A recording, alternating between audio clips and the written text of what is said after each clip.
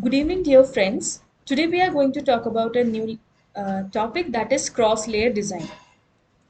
What is cross-layer design? Cross-layer design means allowing the communication of layers with any other possibly non-adjacent layers in the protocol stack. Cross-layer design is a way of achieving information sharing between all the layers in order to obtain highest possible adaptivity of any network. Cross-layer design is a cooperation between multiple layers to combine the resources and create a network that is highly adaptive in nature. Why cross-layer design? Because traditionally the network protocols are divided into several independent layers, and each layer is designed separately, and the interaction between the layers are performed through a well-defined interface. The main advantage of this is architectural flexibility. But this layering approach is also inefficient because it has various drawbacks included into it itself. Let us talk about the OSI model. There are seven different layers in the OSI model.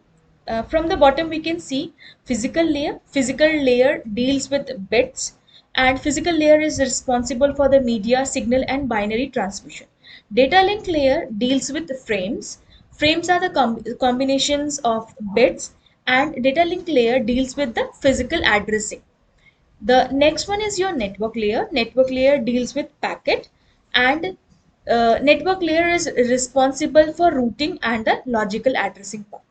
The fourth layer is your transport layer, and transport layer, we talk about the transport layer in terms of segment, and the transport layer is responsible for end-to-end connection and the reliability.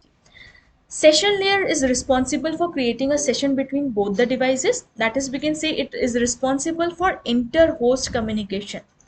Presentation layer, the second last layer, it deals with the data representation and encryption.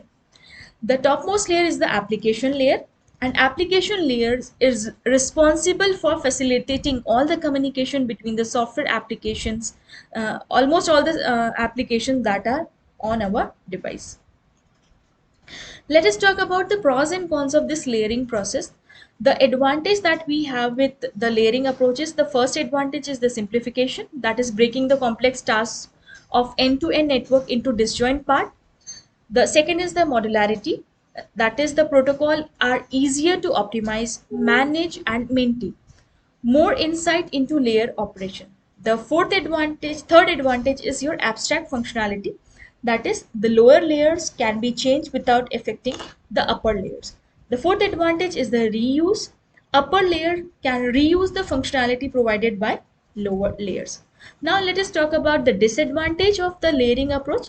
The first disadvantage is suboptimal. Layering introduces inefficiency and also redundancy function performed at multiple layers. The second disadvantage is your information hiding. Information about the operation at one layer cannot be used by higher or any of the lower layers. Thank you.